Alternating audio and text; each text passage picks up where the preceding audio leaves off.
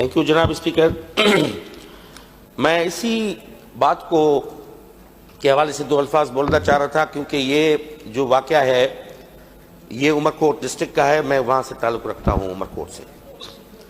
तो मेरा ये फ़र्ज़ पहुँचता है कि मैं इस आइन साज असम्बली, जो हमारी कानून साज असम्बली है, इसमें जितने मेम्बरान बैठे हुए हैं, ये बड़ा अभी वाक़या वायरल हुआ है, इंटरनेशनल लेवल पे इसकी हाइप क्रिएट हो गई है।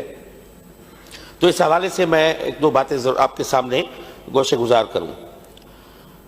जैसे हमारे होम मिनिस्टर साहब ने कहा कि इस पे तो दो राय ही नहीं है कि हम अपने आकाए दो आलम के शान में किसी गुस्ताखी का तस्वुर करना भी गुनाह समझते हैं। इजहार तो अलग चीज है।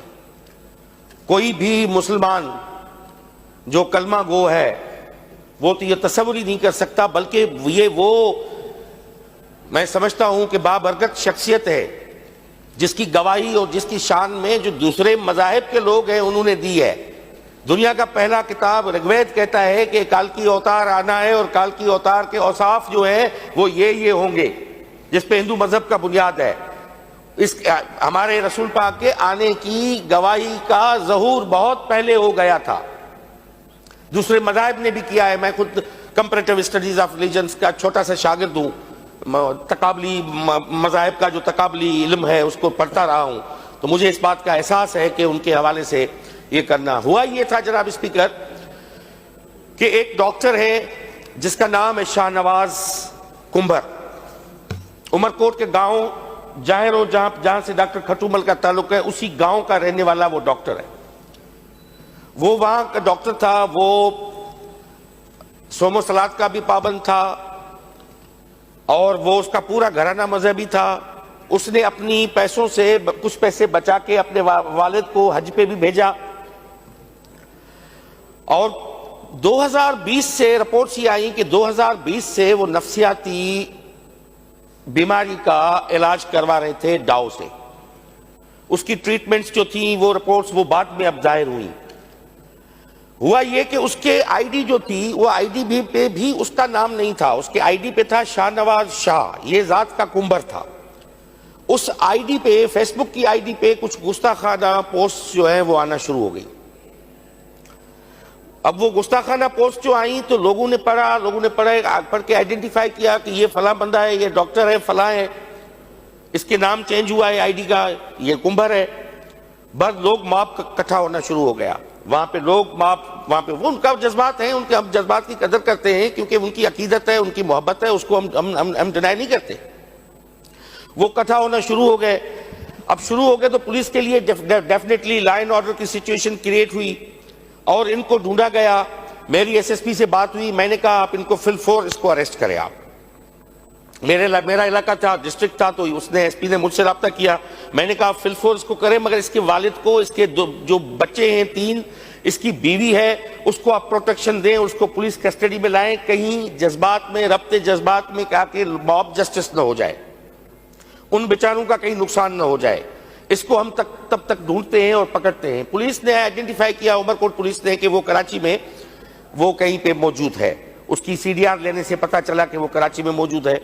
और उसके वालिद ने भी उसके झगड़े चल रहे थे फैमिली में भी, उसको भी उन्होंने निकाल दिया था बिकॉज वो ड्रग एडिक्ट हो गए थे। टॉपर थे, टॉप 10 में एलएमसी में पढ़ते थे, टॉप 10 शागिर्दों में वो एक थे मेडिकल में। उसने मेरिट पे वो मेडिकल ऑफिसर हुआ, मगर उसका दिमागी तवाज़ुन वो बिगड़ गया, वो एडिक्शन में चला गया। फिर वो कराची की किसी होटल में वो जो लड़का था वो मौजूद था।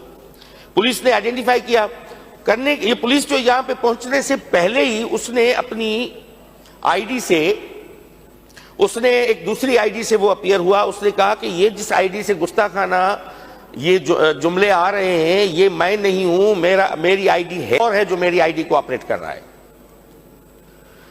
इसकी पहली वर्बल फिजिकल वीडियो के साथ अपीयरेंस ये थी। अब तो वला आलम के वो जो पहले वाले कमेंट थे उस पर कोई हैंड राइटिंग तो थी नहीं। अब फेसबुक के ये तो कोई देख ही नहीं सकता कि उसकी अपने लिखे या किसी और ने मोबाइल उठा के लिख दिए। अब मैं फारूक भाई का मोबाइल उठा के, मेरे हाथ लगता है मैं कुछ भी लिख दूं उस आईडी पे, उसकी तरदीद आ गई। उसने वीडियो में कहा कि ये आईडी मेरी हैक हो गई है, ये कोई और कर रहा है और मैं पुलिस को बताता हूं कि मैं इस जगह पे मौजूद हूं वो वीडियो जो दिखाता है उसमें ये भी दिखाता है कि ये होटल है, इस होटल के वो सीढ़ियों तक, जीनों तक आता है, फिर कमरे में जाता है, वो दिखाता है। ये वीडियो मैंने देखी। मैंने एसपी से बात की, मैंने कहा इसको सेफली आप प्लीज इसको आप पकड़ के कराची में ही आप इसको रख के इन्वेस्टिगेट करें और कोर्ट ऑफ लॉ में पेश करें। अगर मुजरिम है तो साबित हो जाएगा, जुर्म साबित हो जाएगा। अगर नहीं है तो खामखा इसको गैसेटने की जरूरत नहीं है। अचानक ये हुआ कि यहां से ये उमरकोट की पुलिस इसको लेके जा रही थी तो मीरपुर खास की पुलिस के ये ने रिपोर्ट आई कि एनकाउंटर हो गया है मीरपुर खास में। ये शख्स एनकाउंटर हो गया मीरपुर खास में, और इसका जो एक दोस्त था उसके साथ ये था, और दोस्त की गोली लगी है इसको, जिससे ये जो हमारा जो ये जो था बंदा वो वहां पे वो कत्ल हो गया, और वो जो दूसरा जो था वो फरार हो गया। जो इसका साथी जो था वो फरार हो गया और ये मर गया अपनी दोस्त की गोली से। ये स्टोरी आ गई। स्टोरी आने के बाद अब डेफिनेटली हम भी समझते हैं, जिस आकाए दो आलम के उसवे उसना को हम फॉलो करते हैं, उसने कहा है कि बगैर तस्दीक के और बगैर किसी के आप किसी को मुजरिम नहीं ठहरा सकते। वो अपनी बदतरीन मुखालफिन को भी इसलिए दरगुजर कर देता था कि वो कहता था कि अगर मेरा जाती अनाद है आपका मेरे साथ तो मैं दरगुजर कर दूंगा आपको। मगर वो बिना तफ्तीश के और बिना इस हवाले से लाज भी बने हुए हैं, हमारे पास सारे कानून बने हुए हैं। उसको वहां पे मार दिया गया तो सोशल मीडिया पे हाइप खड़ी हो गई, पूरी दुनिया में ये न्यूज चल गई, इंटरनेशनल मीडिया पे न्यूज आ गई कि पुलिस ने उनको वहां पे मुकाबले में मुबैना तौर पे उसको मर्डर कर दिया। अब हमारी एक ईवान में बता रहा हूं, हमारी क्या जिम्मेदारी बनती है। कल खुदा ना खास्ता मेरा मोबाइल, आपका मोबाइल, किसी का मोबाइल हैक हो जाए या कोई ज़हनी तवाज़ुन है, इंसान पागल हो जाए, क्या दुनिया के पागलों को हम गोलियां मार देंगे? क्या पागलों को मार देंगे? जितने भी पागल हैं वो कल जो है निकले कराची में, सारे पागलों को पकड़ के हम गोलियां मार दें? अगर वो बीमारी ज़हनी मरीज था तो वो भी डॉक्टर की इन्वेस्टिगेशन होती, हेल्थ डिपार्टमेंट का बोर्ड बैठता, उसको देखता इसकी ज़हनी कैफियत क्या है। अब इस पे हमारा क्या होना चाहिए? मैं अप्रिशिएट करता हूं ऑनेस्टली, क्योंकि इस इलाके का है, मैं होम मिनिस्टर साहब को जिसने ये एक्शन लिया है, और मैं यही तवक्को करता हूं कि एक जमहूरी इस्लामी रियासत में हमारे आकाए दो आलम के जो प्रिंसिपल्स हैं उनके बुनियाद पे जो है वो कार्रवाई होनी चाहिए, और उसी बुनियाद पे जो है वो हम इसको आगे बढ़ाएं। ना इसके कि एक ने सोच लिया और ये समझ लिया कि सरदार शाह ने फलां गुस्ताखाना बात कर दिया, बिना तस्दीक के उसको मार दो। उमरकोट 54% अकलियतें रहती हैं। उमरकोट वो जिला है पाकिस्तान का वाहिद जहां पे 54% हिंदू हैं, 46% मुसलमान हैं, 44%। अब आप मुझे बताएं कि उस डिस्ट्रिक्ट में आलम यह है कि धड़ाधड़ लोगों की जो है फेसबुक पे आईडीज पे आ रहा है कि खौफ का आलम यह है कि अगर मेरे हवाले से कोई चीज आ जाए तो खुदा रहा ये नहीं समझना कि इसमें मैं हूं। हमने एक सोसाइटी में इस एक वाक़े ने एक क्यास फैला दी है, एक खतरनाक एक वेव चल गई है। तो मैं समझता हूं कि हमारा मुतालबा ये है कि ये एक्ट जो अगर पुलिस ने किया है, अगर पुलिस ने किया है तो गलत किया है। अब वो तो चला गया, अब उसके पीछे जो बैठे हुए हैं उनको प्रोटेक्शन देना, मैं समझता हूं कि होम मिनिस्टर साहब इस पे सीरियसली उसको लेंगे, उसको प्रोटेक्शन मिलेगी। वहां पे जो हमारे जो अच्छा मजे की बात है, पुलिस को जो जलाया गया वहां पे, जो मैंने रिपोर्ट किया उसमें कोई भी एक आलम नहीं था, किसी मजहबी जमायत का नहीं था। वो एक दूसरे जो लोग थे वहां के, जो तमाशबीन होते हैं फायदा लेने के चक्कर में, उन्होंने आके जलाई है। वो उलमाए कराम जो थे आए, उन्होंने अपना एहतजाज रिकॉर्ड करवाया, पुलिस से मिले और वो चले गए। उन्होंने का बयान भी ये था कि इनको आप कानून की गिरफ्त में लाएं और इसको तफ्तीश करें। ये थी जो मजहबी जमायतें थी उनका एक जिम्मेदाराना एक रवैया था। बाकी मैं उनके बारे में नहीं बोलता, मौलवियों के बारे में जिनको पढ़ा ही नहीं होगा कि फकत दाढ़ी रखने से कोई मौलवी तो नहीं होता, ना वो आलिम बनता है। सुन्नत की पैरवी करना एक अलग चीज है, मगर उसके बारे में अपना इल्म और खिरद रखना ये अलग चीज है।